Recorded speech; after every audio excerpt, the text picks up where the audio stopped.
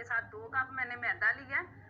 आप कोई भी घर का जो नॉर्मल कटोरी कप होता है उसको सेट कर लें और 4 टेबल स्पून जो है ना वो मैं यहाँ पे कुकिंग ऑयल के शामिल करूँगी। आप घी भी डाल सकते हैं और मक्खन भी डाल सकते हैं।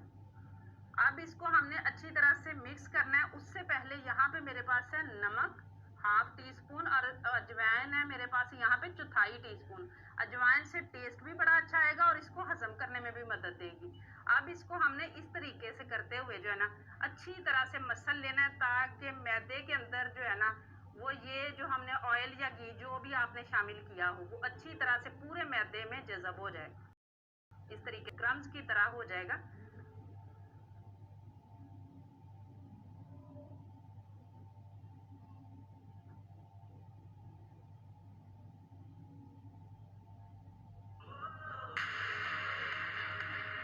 अच्छे लम्हों के लिए नेस्ले फ्रूटा वाइटल्स, अच्छाई से बना अच्छाई के लिए फ्रॉम नेस्ले।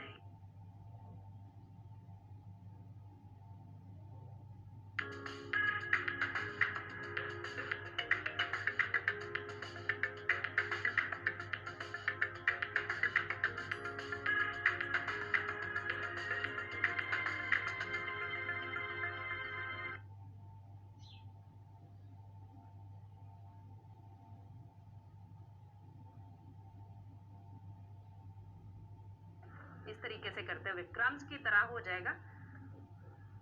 देख सकते हैं सारा क्रम्स की तरह हो चुका है और इस तरीके से मुट्ठी भी बना के देख लेनी है। अगर बन जाए तो ठीक है, ना हो तो आपने घी या कुकिंग ऑयल जो भी शामिल किया वो थोड़ा सा और कर लेना है। अब इसको हम गूंद लेंगे। गूंदना इसको सख्त करके है, मतलब नरम नहीं होना चाहिए, बिल्कुल समोसे की डो की तरह इसको हमने गूंदना है।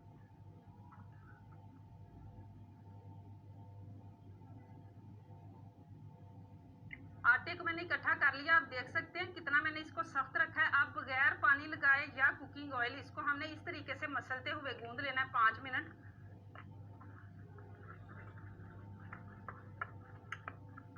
आटे को मैंने अच्छी तरह से गूंद लिया। अब इसको कवर कर देंगे 10 मिनट के लिए और उसके बाद हम जो है ना इसकी स्टफिंग की तैयारी कर लेंगे। आटे को हमने रेस्ट पे रख दिया। यहाँ पे 3 आलू हैं मीडियम साइज के जिनको मैंने बॉयल करके ठंडा कर लिया। इनको हमने क्रश करना है। आपने इनको मैश नहीं करना क्योंकि हमने क्रश करके फिर इनको मैश करना है ताकि अंदर कोई गुठली नहीं रहनी चाहिए। जितना भी आप इसको मुलायम कर सके इन आलूओं को उतना आपने करना है। बारिश का मौसम बना हुआ है तो मैं आपके जो है ना वो अपने घर वालों के लिए ये रेसिपी बनाने लगी थी। मैंने सोचा आपसे भी शेयर करूं ताकि जैसे ही बारिश हो आप लोग भी ऐसी रेसिपीज बना के एंजॉय करें। आलू सारे मैंने मैश कर लिए, अच्छी तरह से क्रश कर लिया। अब जो कसर रह गई होगी वो हम इनको कर लेंगे मिक्स करने के दौरान। अब कुछ चीज़ें मैं इसमें मिक्स करूँगी। यहाँ सबसे पहले जो है ना इसकी बाइंडिंग के लिए चाहिए हमें, यहाँ मैंने लिया 5 टेबल स्पून कॉर्नफ्लोर। आप चाहे तो चावल का आटा भी ले सकते हैं। बस ये करना है कि आपने छान के लेना है ताकि बारीक सा चावल का आटा होना चाहिए, मोटा नहीं होना चाहिए। और अगर वो ना हो तो आप ब्रेड के क्रम्स भी ले सकते हैं। और इसी के साथ मैं इसमें शामिल करूँगी कुछ मसाले। 1 टेबल स्पून के बराबर है मेरे पास बारीक धनिया खुश्क जो है ना वो मैंने काटा हुआ है सब्ज, और इनको बारीक काटना है, इसको मोटा नहीं काटना। और यहाँ पे मेरे पास है 1/4 टीस्पून नमक है क्योंकि मैंने पहले डो में डाला हुआ है तो कम डालना है। 1 टीस्पून सुरख मिर्च का पाउडर है। हल्दी है 1/4 टीस्पून और कुटा हुआ धनिया है खुश्क 1/4 टीस्पून और पिसा हुआ गरम मसाला है 1/4 टीस्पून और 2 चुटकी के करीब इसमें मैंने जो है ना कसूरी मेथी शामिल किया है। ये सारी चीज़ें आप अपने टेस्ट के हिसाब से कम या ज़्यादा कर सकते हैं। अब इसको हमने मिक्स करना है। मिक्स करने के दौरान भी हमने आलूओं को अच्छी तरह से मैश करना है।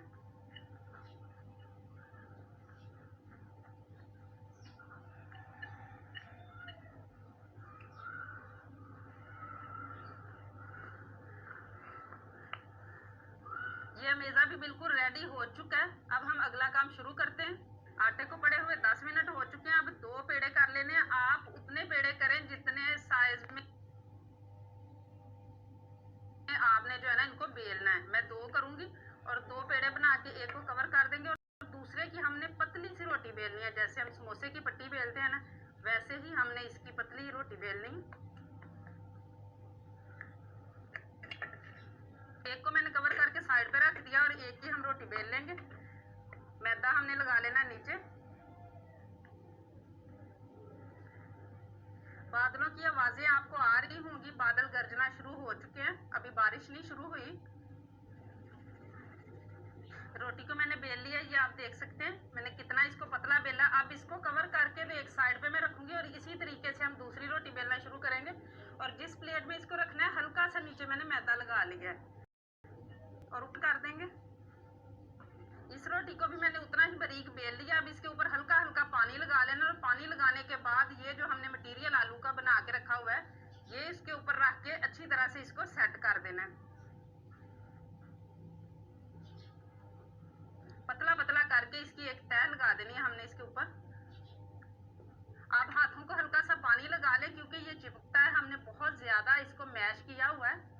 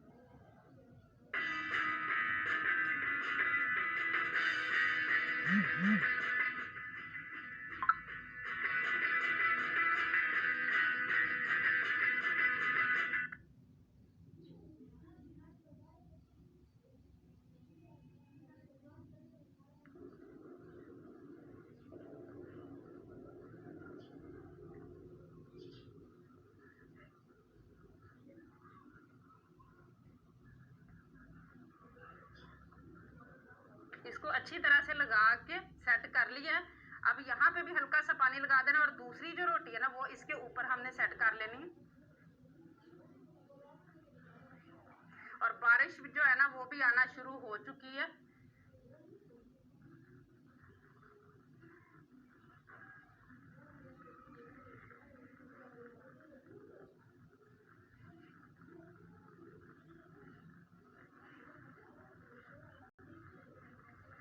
इसको सेट करने के बाद हल्का सा बेलन की मदद से जो है ना वो इस तरीके से कर लेना है, प्रेस कर लेना है। और ये आपको थोड़ा सा मोटा लग रहा होगा, जो हमने आलू की तह लगाई है वो है। बाकी रोटियां आपको पता है कि हमने कितनी पतली बेली है। इस तरीके से करते हुए इसको सेट कर लेना है। और अब इसकी हम शेप कटिंग करेंगे। शेप आप कोई भी कटिंग कर सकते हैं। मेरे पास यहाँ पे एक ढक्कन था जिसको मैंने ये इधर से काट लिया और इसको मैंने कुकी कटर की तरह कर लिया। अब इसके साथ हम इस तरीके से प्रेस करके थोड़ा सा घुमाते जाएंगे।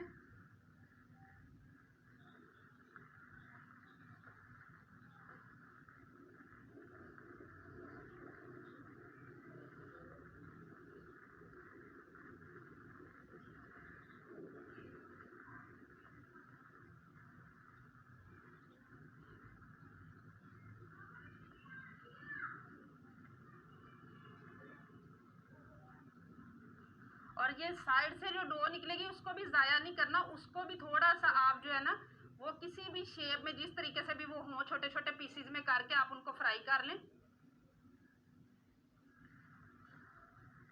आप चाहे तो इसके अंदर से जो है ना वो इसको रिंग की तरह भी कर सकते हैं, लेकिन मैं ऐसे ही रखूंगी। और ये देखें माशाल्लाह कितने जबरदस्त हमारे आलू के स्नैक्स जो है ना वो उनकी शेप बन के रेडी हो चुकी है। और ये जो है इसको मैं ऐसे ही छोटे छोटे पीसेस में इनकी कटिंग करूंगी और इनको हम फ्राई कर लेंगे। अब ये रेडी है। इनका जो अगला काम है वो हम करते हैं। इनको फ्राई करने के लिए यहाँ कढ़ाई में मैंने ऑयल डाल के गर्म होने के लिए रखा है। बहुत ज्यादा गर्म नहीं करना ऑयल को, क्योंकि मैदा कच्चा है तो इसको हमने पकाना है। अब इस पॉइंट पे आप इसको फ्रीज भी कर सकते हैं। बस ये आपने ख्याल करना है कि जिस भी डिब्बे में आप डालें एक जो तह है ना इस तरीके से लगा के उसके बाद शापर रख के फिर दूसरी तह लगानी, वरना आपस में चिपक जाएंगे। और जब भी आपने इनको निकाल के फ्राई करना हो तो आप 1 घंटा पहले फ्रीजर से निकाल लें। ये देखें हल्के हल्के बबल्स निकल रहे हैं, इसी तरह का हमें चाहिए। और अब इनको जो है ना वो नीचे गोल्डन कलर आने तक हमने इनको टच नहीं करना।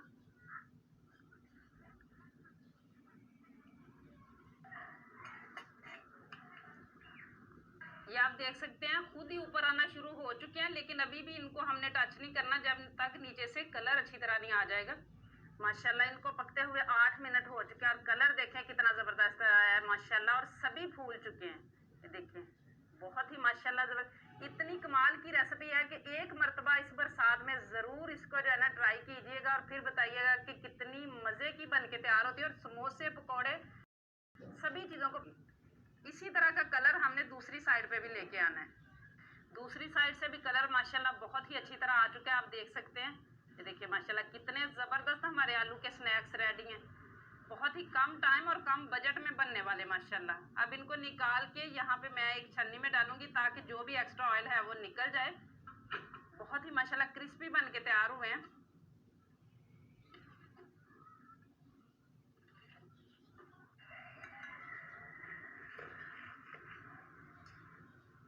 दूसरा बैच भी माशाल्लाह रेडी हो चुका है और जो डो साइड से निकली थी उसके भी छोटे छोटे पीसेस करके उसको भी मैंने डाल लिया फ्राई होने के लिए।